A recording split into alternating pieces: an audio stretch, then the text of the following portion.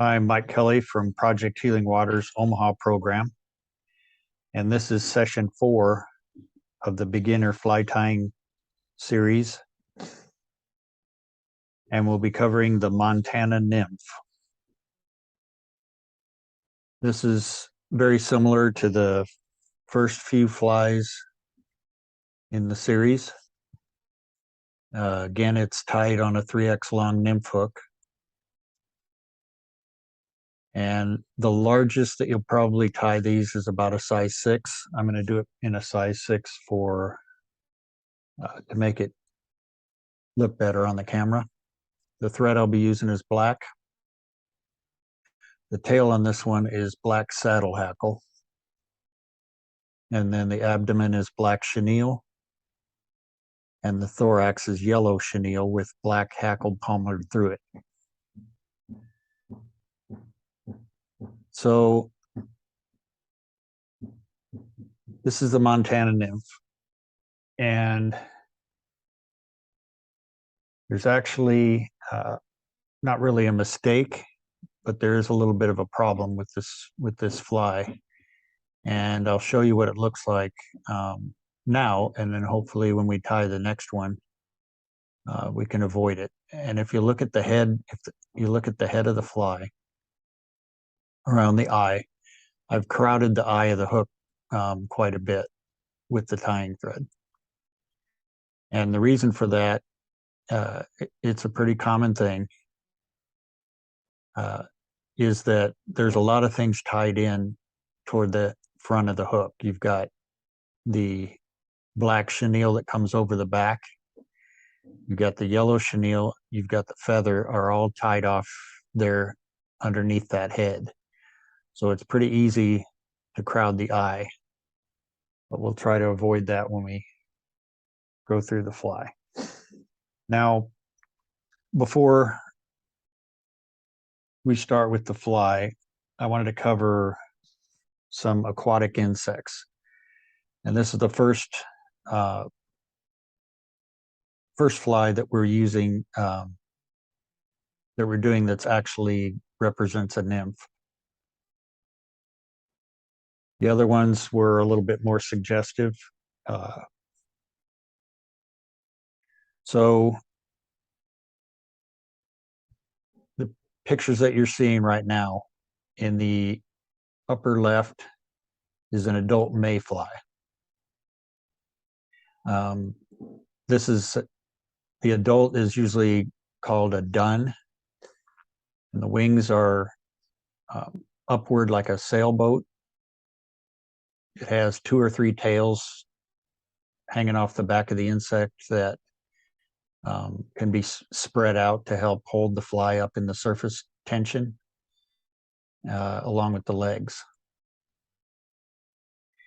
In the lower left is a caddisfly.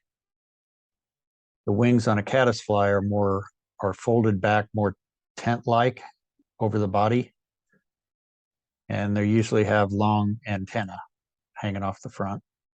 They don't really have a tail.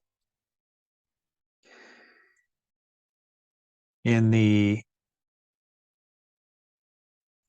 upper right is a stonefly. Their wings are folded back flat over the top of the body. They usually have pretty long antennae and 6 evenly spaced legs that stick out from the sides. And then in the lower right is an adult midge.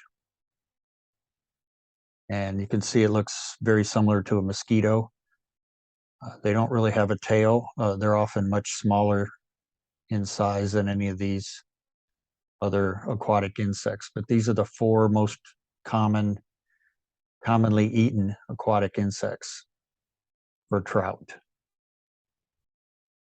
We don't see stoneflies around here very often, around the Omaha area, but there are mayflies, caddisflies, and a lot of midges. So these are some other images that I got off the internet, and they show the life cycle of each of the types of insects.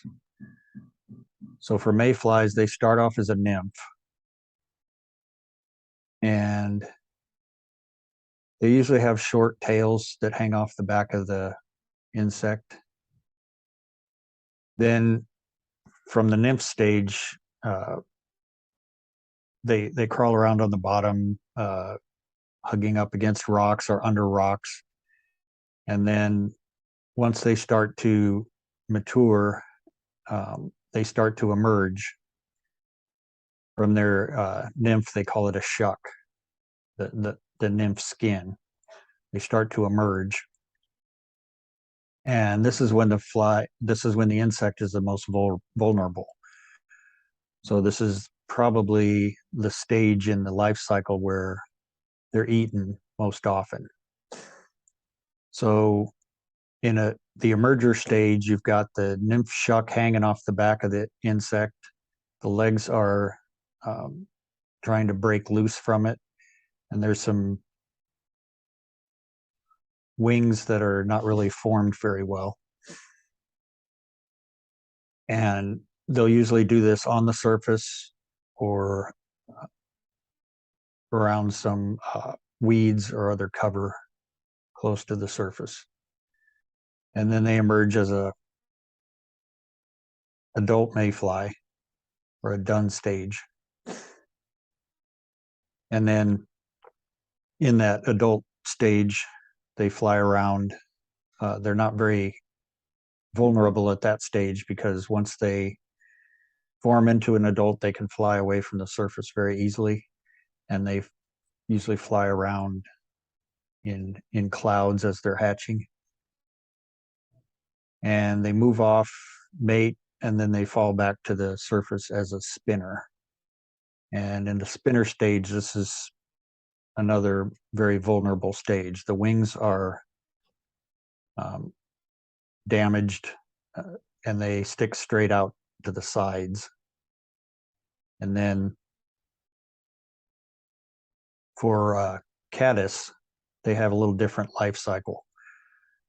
The first stage out of the egg is the larva stage, and it looks like a grub worm that we would see in the lawn. From the larva stage, they emerge into the pupa stage, and they have some small misformed wings. Their legs are pretty long, and their antennae usually kind of flow backwards.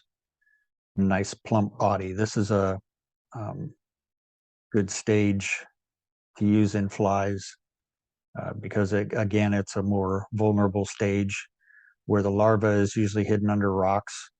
The pupa stage is out in the open a little bit more, and a lot of times found in the surface film. And then the adult caddis is like the picture I showed before, where it has the tent style wings hanging backwards. Stoneflies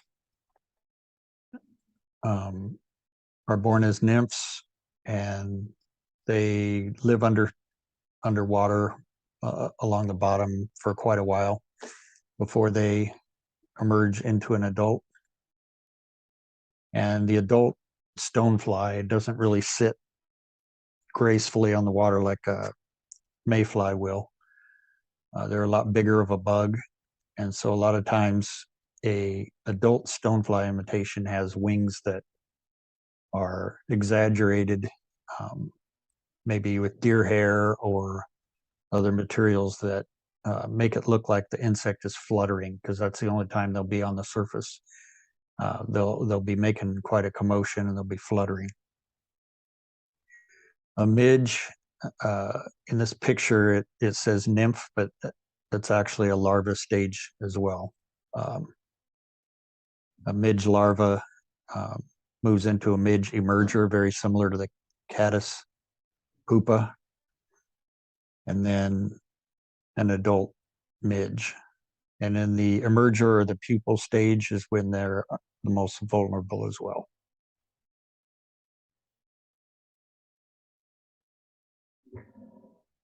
So back to the fly. Excuse me for the bump in the camera there.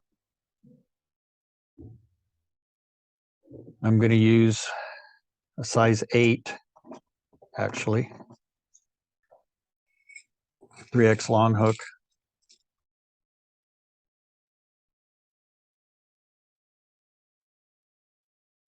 And the reason I'm using a 3X long hook is in order to get the thorax and the abdomen, the long body of the fly,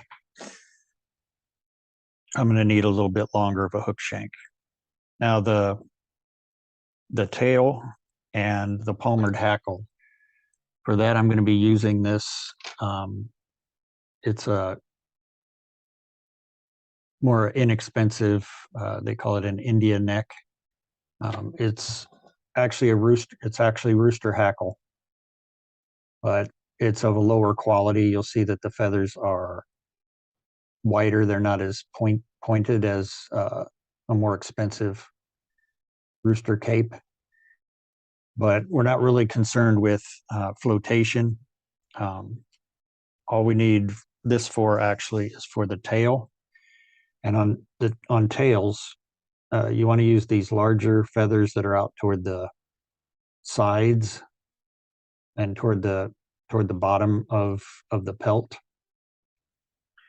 They're longer barbules, a little bit webby, and they're not normally used for very much. They're very similar to saddle hackle. You could use saddle hackle for this as well if that's what you have. So I've selected a feather here from that section, and I'm going to peel off. If you take the barbules and stroke them down like this, they stand about 90 degrees out from the feather stem. And then you just grab, you see how I've kind of curved the stem a little bit to keep those tips aligned. And then just rip the stem away and gather those. You can carefully relax your hold on those tips and tap it with your thumb against those butts. And that'll make sure that your tips are all aligned. Now, I actually did that too early, so we'll go back to that in a second because I haven't put my thread on the hook yet. So again, because I had trouble with the last fly with crowding the hook eye, I started about an eye lengths back on that fly. I'm going to go almost 2 eye lengths back just to keep me from crowding the eye. So I'm going to go about right there, cross over, and then lay down a thread base. Now I'm holding the thread back towards me and tight at about a 90-degree angle. So as I wrap back against that tension, that pulls each wrap close to the other one. So that gives me a nice even thread base. I'm going to take that tag end, snip that free. And then is when I need that tail. I'm going to take those tail fibers. If there was a count, that would probably be about 20 to 25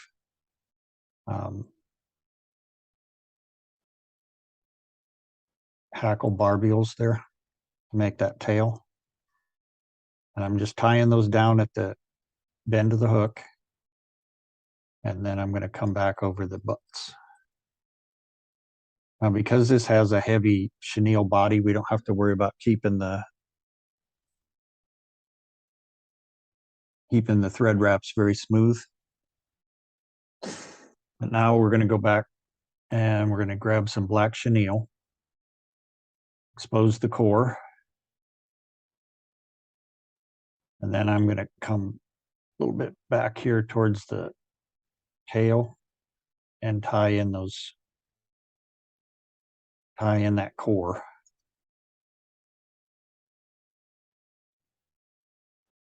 So now my chenille is tied in. I'm going to advance my thread up to about the 2/3 point. So from where my thread is hanging back to the tail is going to be the abdomen part of the body. So I'll just take my chenille, and you want to go tight on this when you wrap chenille. If you go too loose, sometimes the fly can start to twist and even come unraveled if you don't have good tension on your materials. So I'm going to come to about right there, and with that chenille on top, I'm going to take a couple of tight wraps here.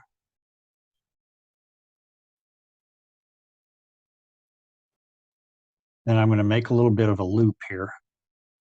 I want to be able to fold that back out of the way, so I'm going to go about 1 inch.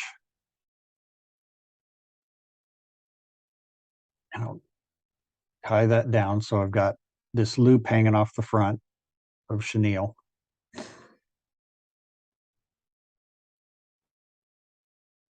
Give it about 5 or 6 good wraps. And then I'm going to cut that. Now you don't want to go real close to where the thread is, because that's not going to show in that fuzzy chenille. So I actually clipped it maybe 1/8 of an inch from where the thread was holding it down. So then I'm going to take this and hold it back and just do a few red thread wraps right over that base of it there and come forward. And that should hold that back. And that's going to be the wing case of the fly. So the next part that I'm going to tie down, I'm going to come back to this hackle cape, and I'm going to grab one of these shorter hackles here.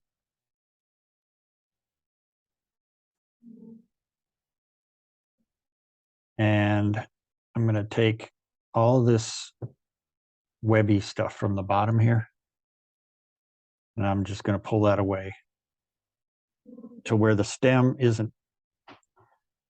starts to narrow considerably.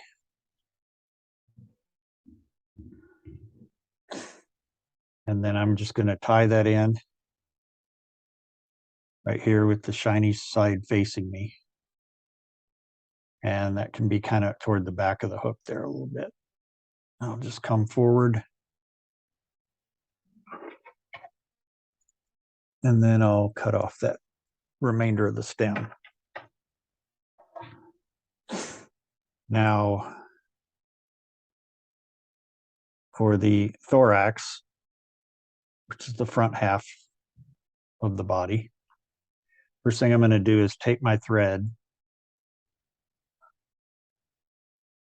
See if I can show it a little bit here. I'm going to take my bobbin and I'm going to spin it counterclockwise, as if you were looking down from above. Spin it counterclockwise. And when I do that, if you notice, the thread wants to reach backwards like that. And that makes it easier to tie that material down. Like that. And I'll come forward. But what it does is it flattens out my thread. So now that I'm forward, I'm going to go ahead and spin it clockwise, as if I was looking down on it, to cord up the thread. So now I'm going to take that yellow chenille, wrap forward, and then where my thread is waiting, I'm going to go ahead and make a few wraps here just to hold that down secure. A couple around the shank. And then I'm going to cut that loose.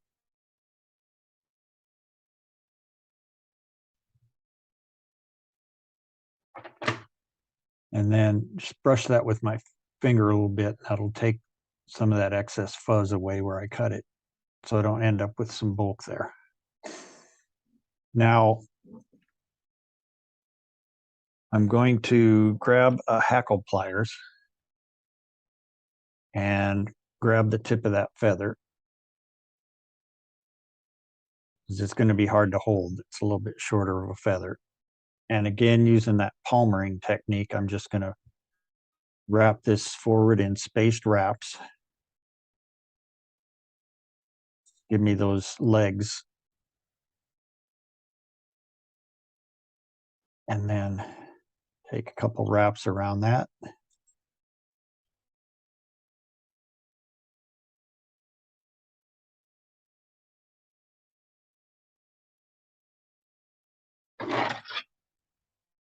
And then I'll cut that free.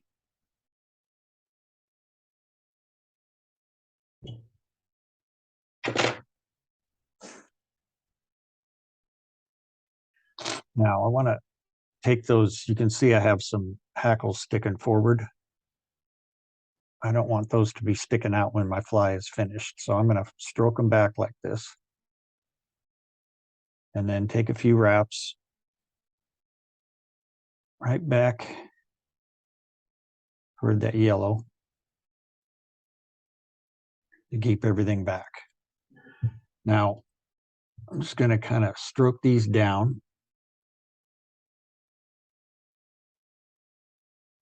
Like that. And then bring this loop of black chenille over the top. Then I'm going to tie that down with a couple tight wraps and then switch hands. A few more and then take a few wraps around the shank. And then carefully reach in there and cut that chenille free. Again, holding my thread tight, I'm just going to kind of brush some of that extra fuzz from where I cut it right there.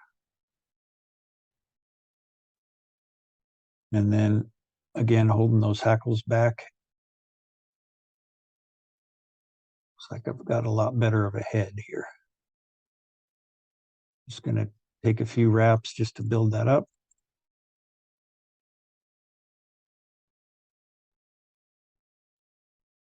And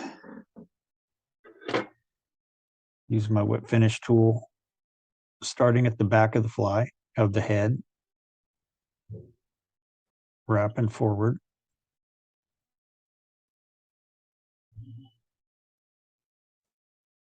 And then pull that real tight. And then using just the tip of my scissors, cut that thread loose. And then again, if you want to put a little head cement on there, you take a bodkin here and dip that into the head cement and apply a little bit of glue to those wraps.